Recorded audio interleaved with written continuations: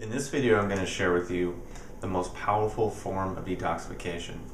Now, there are many forms of detoxification and cleansing that are, popular right now. Things like juice fasting, or, doing a raw food diet, or doing a vegan diet, or doing, a certain protocol, a master cleanse, things like that.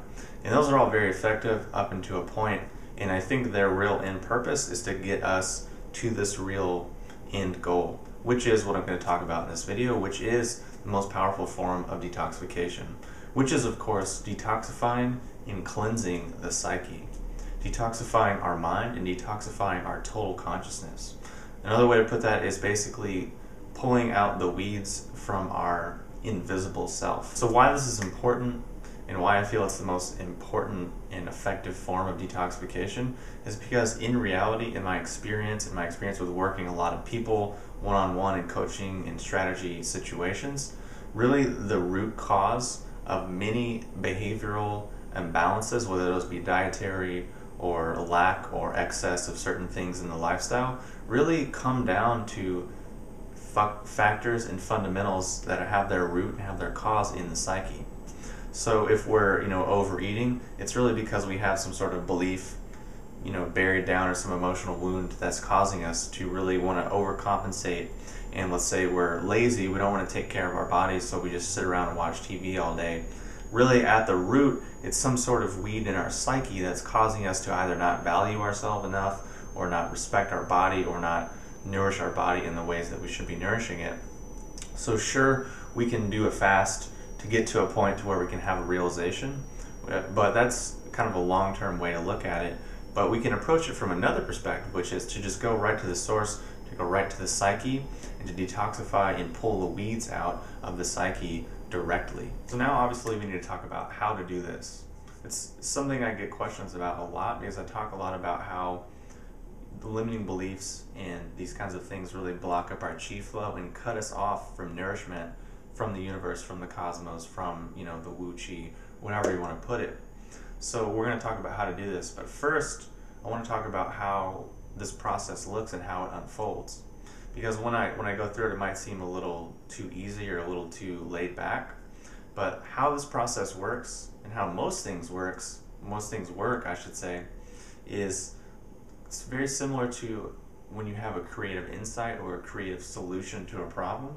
Meaning, you start off with a question. You say, okay, I have this project and I need a solution, or I have this problem and I need a solution, or I really want to create something like this and it kind of feels like this, it kind of looks like this. And then you just start off with that initial question, and then you turn it over to your unconscious or subconscious, and then at some point, boom, you get a creative insight or a realization. In essence, you didn't really actually do a lot physically to make that happen. You sort of just directed some energy, set an intention, interface with your consciousness, and then boom, the end result was delivered. So this process of deprogramming and detoxifying the psyche works much in the same way, for the obvious reason that it's taking place in the same place that the creative insights are happening. And since we can't really go into our physical brain and manipulate things and really do things mechanically, we're obviously going to need a different approach and need to realize that mechanics don't always apply in the way that the psyche actually works. So again, just to recap, the way this whole process is going to work is going to be very similar to the creative process, to a creative insight, and through developing that sort of kind of intuitive realization that happens spontaneously. So again, how do we do this? How do we deprogram? How do we detoxify our psyche?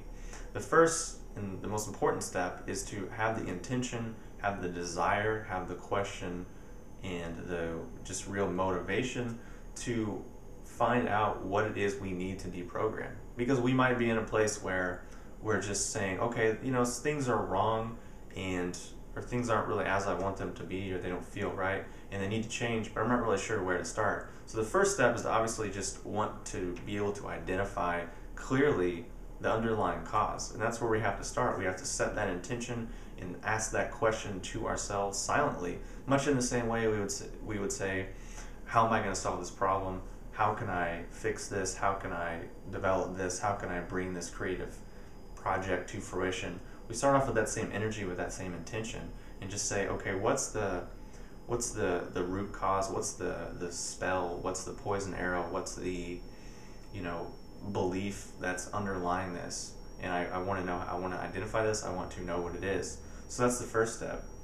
The second step is that once we are aware of it, and once we know what it is, we need to say an inner no to it, which basically means we need to acknowledge it consciously that, you know what, that's not really true. It feels disharmonious. It's not really giving me the result that I want. So we just immediately just say an inner no to it. And how you do that is essentially what I just described. It's a feeling of, no thanks, actually that's not correct, no. So that's the second step.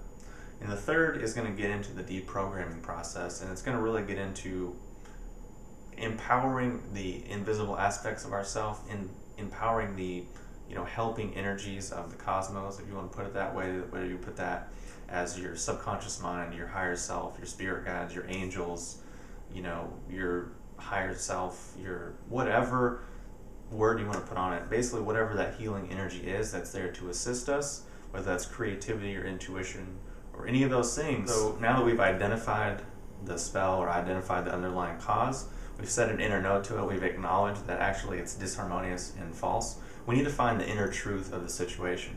Meaning we need to find the polar or the complementary aspect of that idea. Meaning we might have a belief that says, I'm worthless, or I can never achieve this, or the universe is an unsafe place. And that might feel really disharmonious and really keep us held back.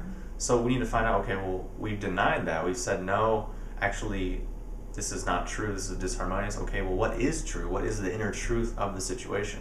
Okay, I can achieve pretty much anything I set my mind to. I'm as worthy as anything else in the cosmos. Nothing, I'm not greater, I'm not less than, it's just equal. Everything in the cosmos, is from the same energy, from the same source, etc. Actually the universe is a safe place. So we find the actual inner truth of the situation that feels harmonious. So we've taken the belief over here, which was disharmonious, and we found the actual truth of the matter, which is in alignment with the cosmos, which is in alignment with ourself, and which actually feels harmonious. So the next step is to detach and disempower the limiting belief or the spell. So we said the inner no to it, and we just basically consciously may have the intention to just detach and let go from the feelings.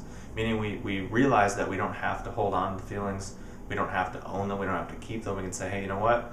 This is disharmonious, I don't need it, this is not really helping me, I'm just going to let it go, I'm going to turn it over to the cosmos, I'm going to turn it over to whatever word you want to use. It's false, saying inner no to it, and what I'm going to do is empower what I know to be true over here. And if you know it to be true, and if it's obvious, and it's actually the truth of the situation, it feels better, you're almost there, and it's just going to take a little bit of time and repetition.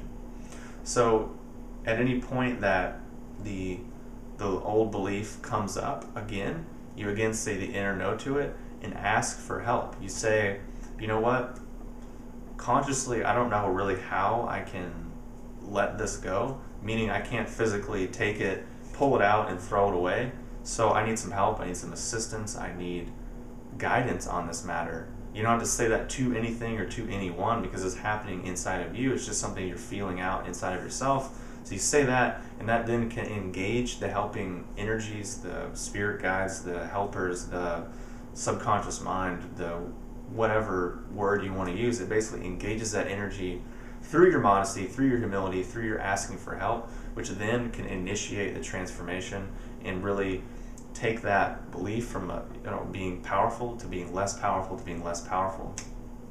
So basically all we do with that whole process is just repeat it until it's no longer an issue, until it's gone, until it's a thing in the past. And that's really the process, and it just takes time and it just takes repetition. Meaning you're not going to generally sit down for 2 minutes and go through the process and walk out a totally different person. It's just going to take time and repetition.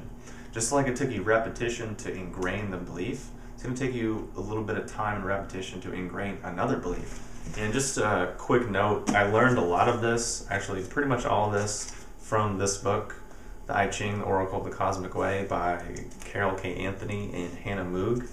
And this has been really effective for me, and I think this process is essentially meant to be used with meditation. So if you can start to set aside 5 or 10 minutes every day to actually spend time doing some internal house cleaning, you go to the bathroom every day, you brush your teeth, you take a shower, you clean your body, but how much time do you spend on your mind, on your psyche, on the more invisible aspects of your being? Probably not that much, or not as much as you should. So start with 5 or 10 minutes with meditation every single day. Work with the process that I've outlined, and you'll start to see some results in a pretty short amount of time, and it just takes repetition, time, and commitment. And I've had really good results so far that have really drilled home the effectiveness of this method and really helped me just gain a lot of deep insights into myself and into my life and into the cosmos at large. So if you have any questions or comments, post them below, and I'll talk to you soon.